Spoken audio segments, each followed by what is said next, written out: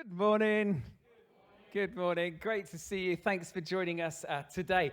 Back in 2020, Sarah and I had the chance to go out to visit her sister, Rachel, who lives in Auckland. So we had 3 weeks to be able to go away in February, just before lockdown hit. So we managed to get home, fortunately. And while we were out there, we had an amazing time. But one of the things that we did was go to a very special village, and the village is called Hobbiton. And Hobbiton is where they filmed part of Lord of the Rings when it comes to the Frodo and folks being in the Shire. And what they'd basically done is they'd created this amazing village with all of their little homes, and then they'd packed it all away, and then they decided to make another set of movies called The Hobbit. So they had to bring it all back out again and recreate the Shire, as if it was, I think it was about 50 years before Lord of the Rings. It was fantastic. So we went there. So we went to visit Frodo's and Bilbo Baggins' house, and Samwise Gamgee's house as well. We went to the little pub, the Green Dragon, as well. I tell you, it was such a cool experience as we were kind of guided around, and they were showing where they filmed certain bits and how they did certain bits, how they made Gandalf look so big, all of that kind of stuff. It was fantastic. But it reminded me of one of the early parts in the very first movie of The Lord of the Rings, called The Fellowship of the Rings, when Gandalf kind of gives the mission to Frodo to take the ring into the fires of Mordor to destroy it so that the Dark Lord would not have his powers restored to be able to take over Middle-earth. And so they have to make their way to a place called Rivendell. And so Frodo, goes off with the ring, and he also goes with his friend, Samwise Gamgee. And Samwise Gamgee, they're both walking as they're leaving the Shire, and all of a sudden, Samwise Gamgee just stops, and Frodo kind of wonders what's happening. And he says this, "This is it." And Frodo said, "What is it?" And Samwise Gamgee said this. He says, "If I take one more step, it will be the farthest away from home I've ever been." And Frodo turns, and he comes up just alongside him, and he kind of touches him, and he says this. He says, "Come on, Sam. Remember what Bilbo used to say? It's a dangerous business, Frodo, going out of your door. You step onto the road and you don't keep your feet. There's no knowing where you might be swept off to." In other words, Bilbo Baggins lived in such a confined little world because he was scared of what was out there. Samwise Gamgee realized that taking that next step was meaning that he was going to leave the familiar, the comfort of everything that he'd known. And it's this next step that becomes the catalyst for Samwise Gamgee to be the friend that Frodo needs to be able to destroy the ring. If you haven't watched the films, I've spoilt it. I'm sorry. He gets there. But it is the making of that little hobbit. And he goes off to do such brave things and to be the friend and support that Frodo needs. If you're here for the first time, and you haven't been coming along to the Forge over the last little while, I want to welcome you. You are joining us in week 4 of our series, which is called Catalysts. Catalysts, sometimes in life we can kind of get stuck. In faith, we can get stuck, and it just feels like we're going round and round and round, doing the same thing over and over again. And you kind of think, this is not going anywhere. And we get caught up, and it feels like we lack meaning and purpose. And so a catalyst is this. A catalyst is an agent that provokes or speeds significant change or action. And what God does, God uses certain catalysts to move us forward, to help us to take a next step in our journey of life and in the next step of our journey of faith too. And so over February, we've been exploring those 4 catalysts. So Just a quick kind of recap. Week 1, we looked at what's known as real relationships. It's building relationships that reach below the surface. In other words, it is allowing other people to know the real us, where we're willing to kind of let down our guard and allow people to really know us. Have you ever had one of those moments where you're driving and you're driving along either a motorway or a dual carriageway and there's a car in front of you which is going slower than you want, and so you decide to pull out and you check your mirror and you pull out, and all of a sudden there is this blast of a horn.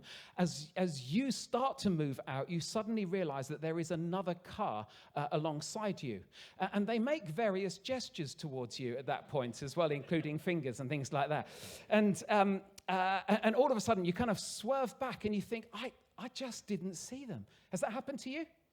Yeah, okay. So basically what it means is that at somewhere on your car, with all of your mirrors, there is what's known as a blind spot. Now, manufacturers are trying to kind of avoid any blind spots now, so they have mirrors in all kinds of different angles to enable us to see.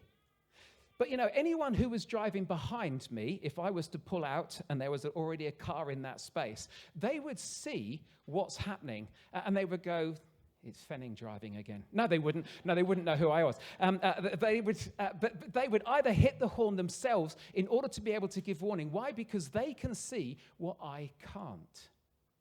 Now, in life, you and I will have blind spots. We will have things that either we do or say or act, and we're just not aware of it.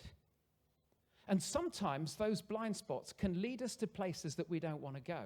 And we find ourselves in places where we just think, how did I get here?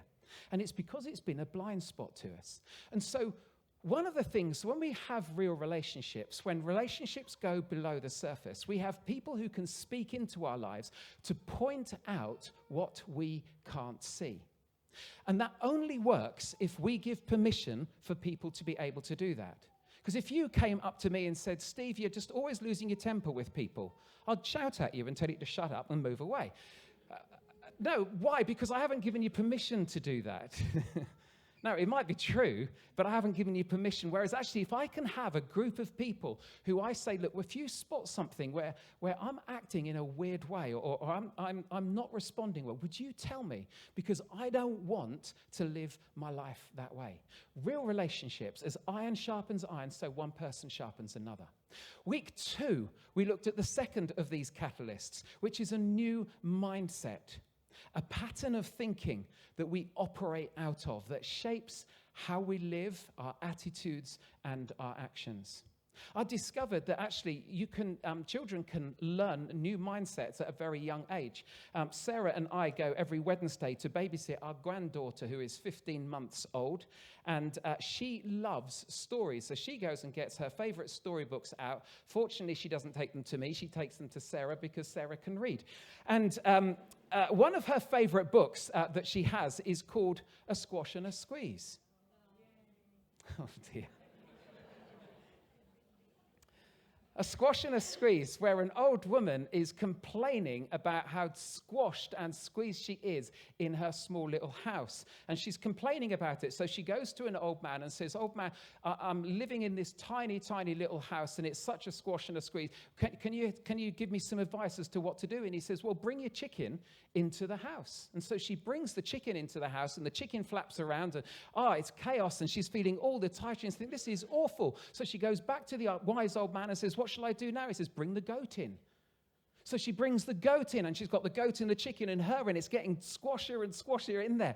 And then she goes back to the wise old man and says, well, what should I do? And so he says, well, bring the pig in. So there's the pig and the goat, and it gets even tighter, and she can hardly move. She goes once more and says, you've got to tell me what I can do. This is getting so tight. And he says, well, take your cow in then.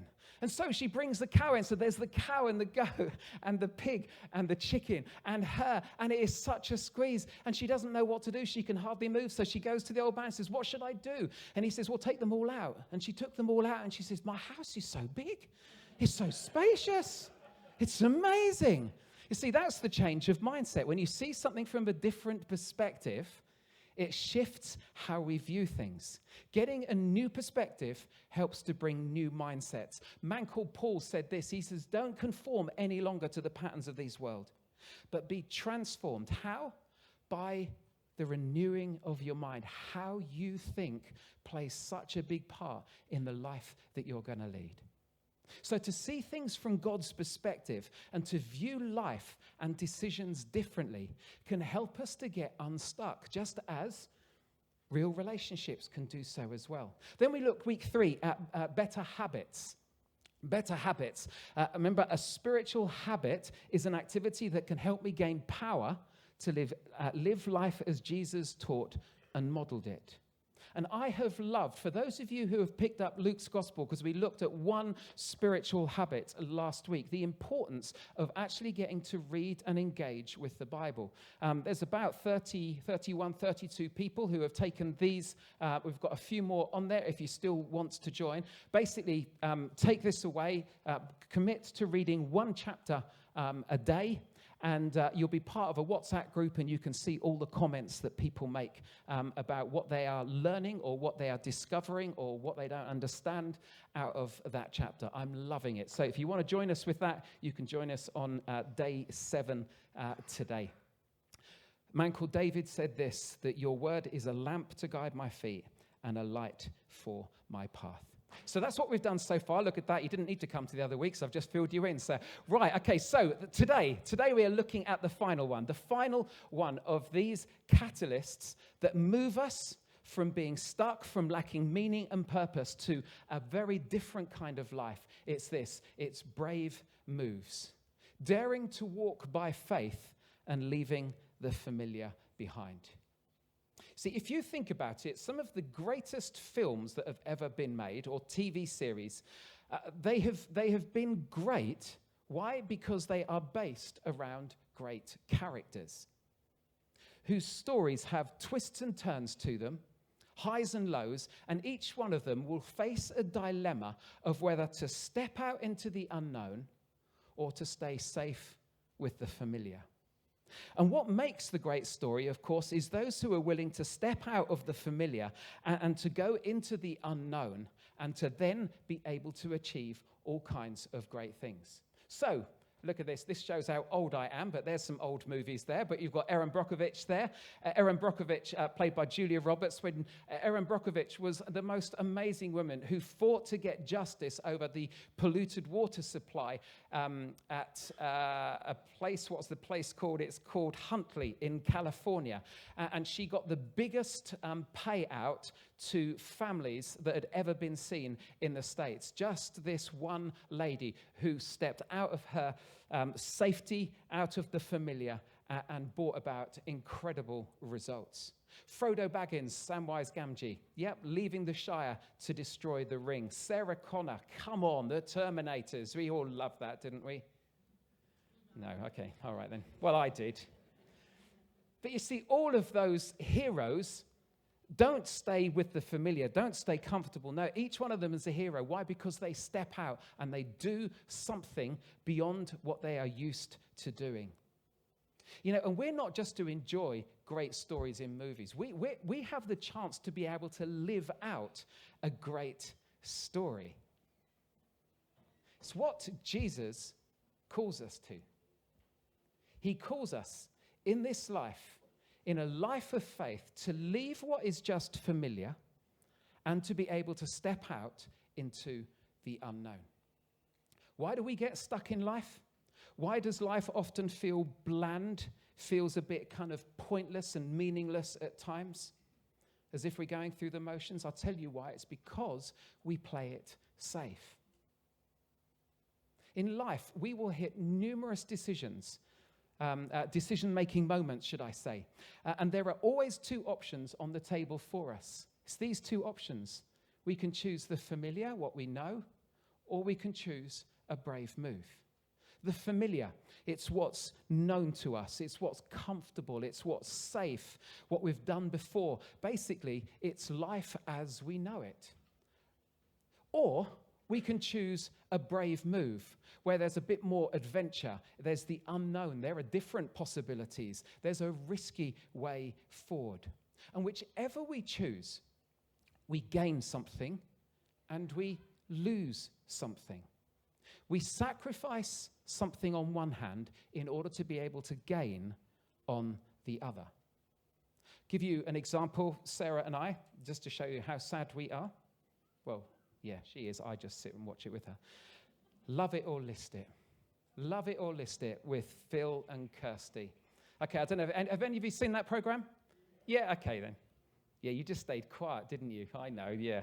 Okay, well, they help people to decide whether to stay in their original home, having some changes made to the structure and the layout of their house, or Phil's job is to try and get them to move. And so he goes and shows them all different houses in that area which meet the requirements that they have, but they don't have in their own home at the moment. And I have to make everything a competition when I watch something like that. So I am a Phil fan. I always want Phil to win, never want Kirsty to win, and Phil never wins.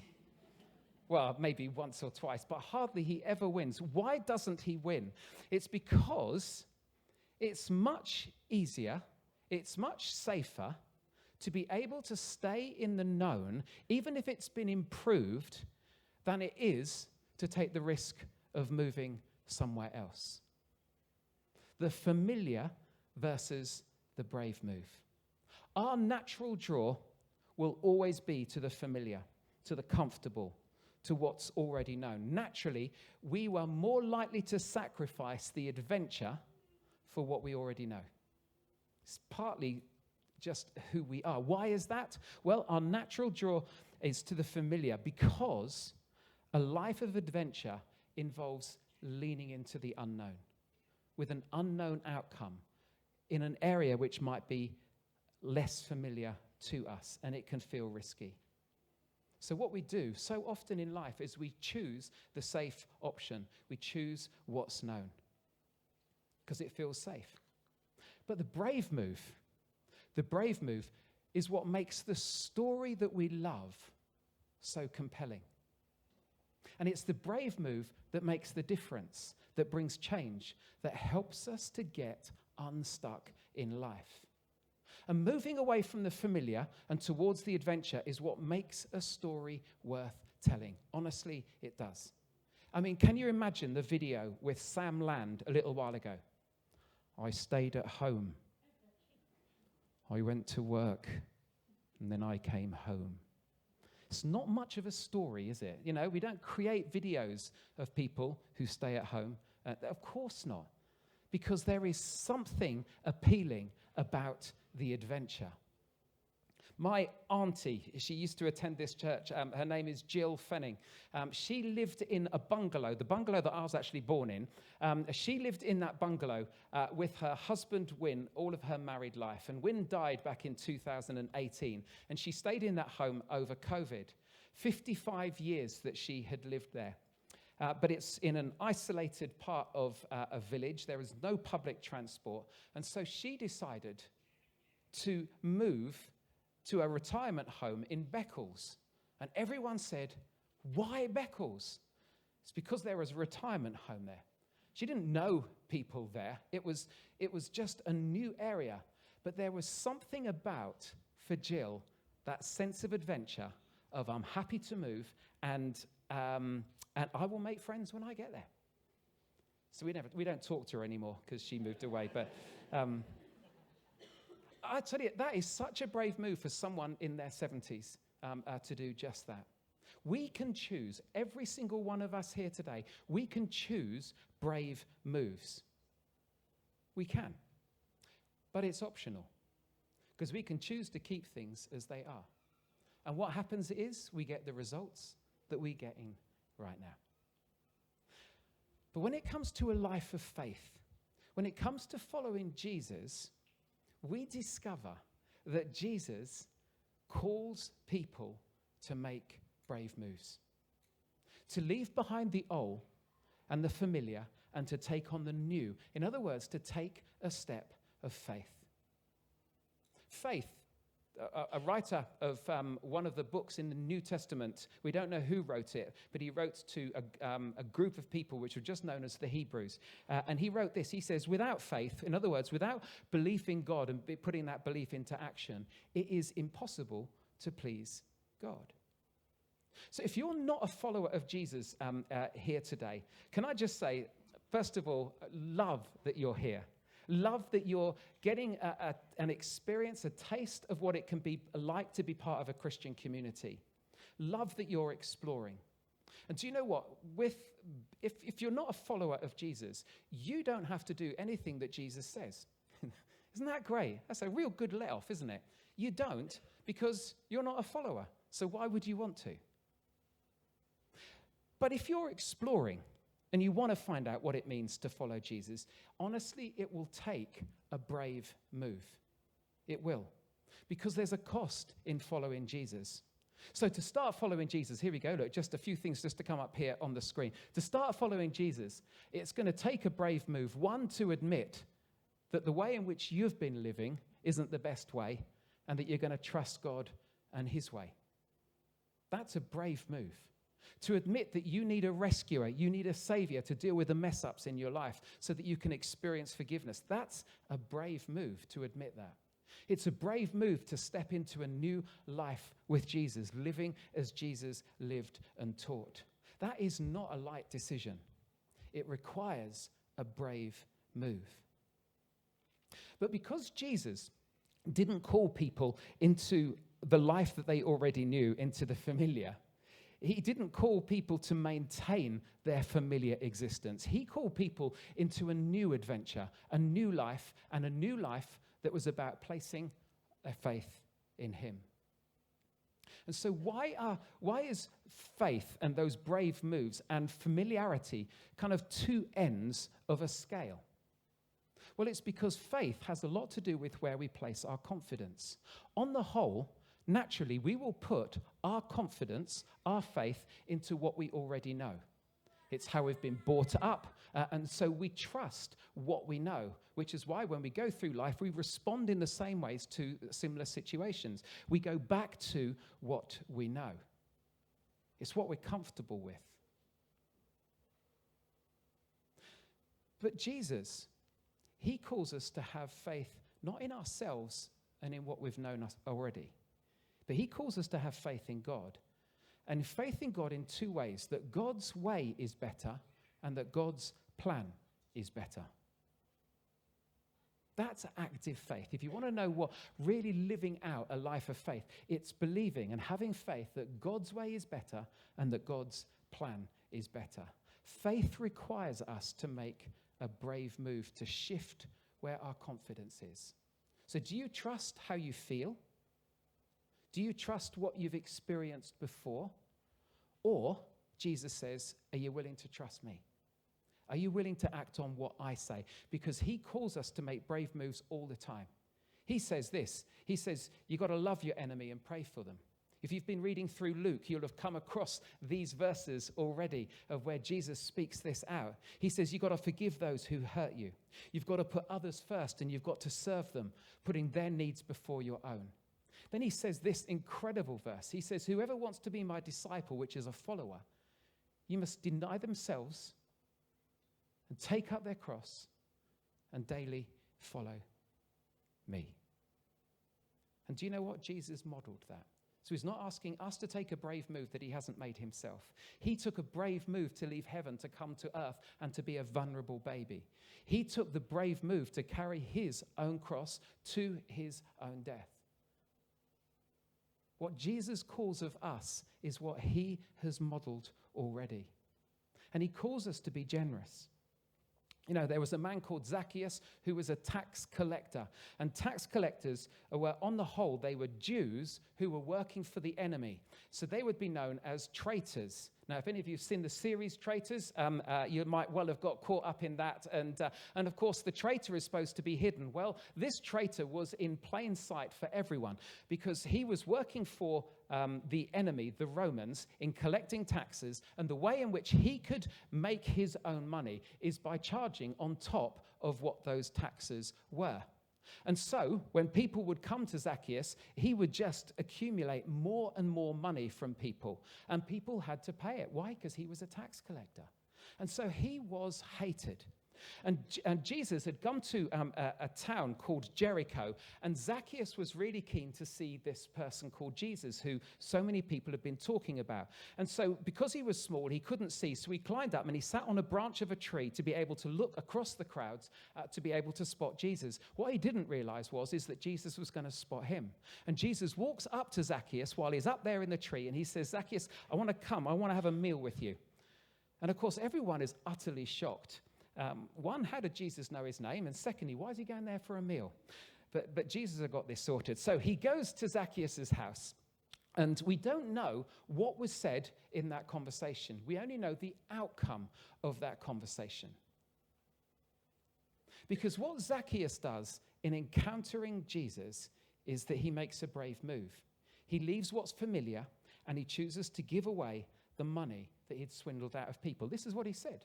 Zacchaeus stood before the Lord and said, "I will give half my wealth to the poor, Lord, and if I have cheated people on their taxes," which he had, "I will give them back 4 times as much."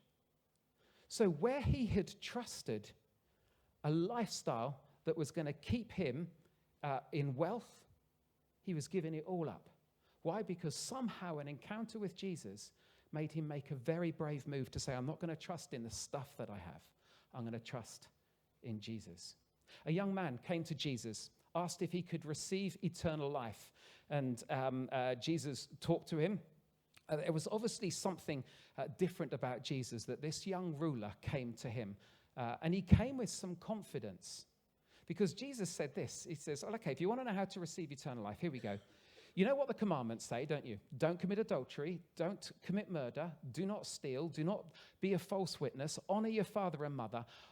And look what he says. He says, "I've obeyed all of those commands since I was a boy." I don't know whether he was going to commit adultery as a boy or what, I don't know. But he said he's been able to keep all of those commands. So in other words, he was relying on how good he had been. And I think Jesus must have seen so much potential in this young guy. So much potential. One, he lives a great life. Secondly, he's asking the right question. And Jesus responded. When Jesus heard this, he said to him, "You are still missing just one thing. Sell everything you have. Give the money to those who are poor, and you will have treasure in heaven. Then you come and follow me." And when the ruler heard this, he became very sad. Why? Because he was very rich. I've read that story over and over again, and I think Jesus is being so unfair. I do. Don't you think that just seems such an extreme response to put a man off from following him? See, he doesn't say it to others. He hasn't said it to me yet. Why? Well, I'll tell you why. It's because of where that young ruler put his confidence and his faith. And he was either going to live with the familiar of what he'd known, of being wealthy, relying on finances to be able to see him through life, or he had to choose to give that up in order to become a follower of Jesus. Because remember, it's about where we put our confidence, whether we put it in money or whether we put it in Jesus. So Jesus was challenging him about where he would put his faith, in the familiar and in being good, or in God himself. And the verse says, when the ruler heard this, he became very sad, because he was very rich. Now, we don't know whether he chose to do that or not, but you can sense the battle going on inside of him. A life of faith demands us to make a brave move. It does. We will get stuck otherwise. So I have to do this. So in 2 Saturdays' time, I go off to Guatemala on the trip that Becky spoke about.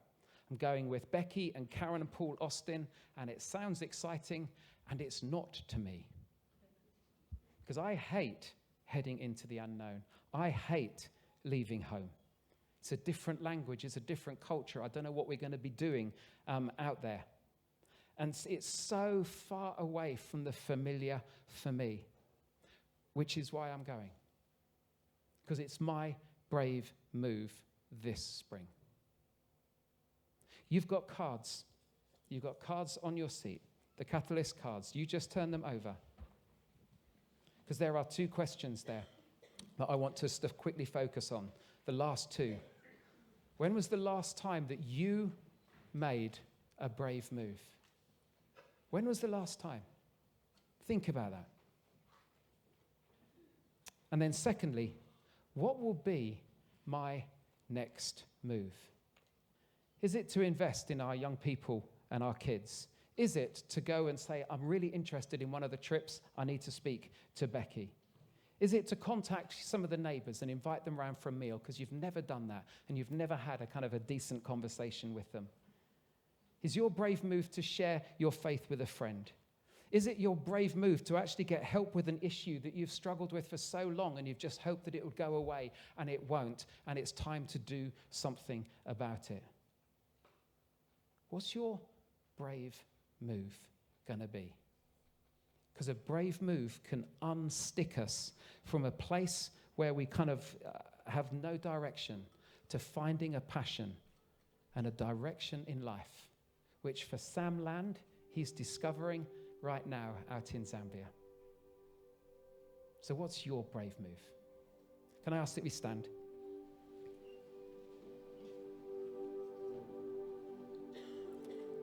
Because I think it's good for us to think about what we think our best next move ought to be. But it's even better when God highlights it. So I want to pray that God would do just that, to highlight to us as individuals what he's whispering to us, saying, this is your next move. This is your next brave move. Father, thank you that you love us. Thank you that you have an adventure in store for us, which is so different to what we've been familiar with in the past. Thank you that you call us out of the mundane. You call us away from trusting in stuff and trusting in people that will let us down. And you call us to put our hope and our trust in you. And so, Jesus, I pray that today you would plant something in our minds, whether that's through a friend saying something to us or whether it's just a thought that comes into our minds of what our next step can be. A next step to move us towards the life and adventure that you call us to. And Lord, if there are people here who are considering following you, Lord, I pray that they would choose to take that next step of saying, I don't know where this leads, Lord, but I open my life to you. And I want to invite you to come in and to lead my life. Because your way is best and your plan is best. In Jesus' name, amen. Intro 2, 3.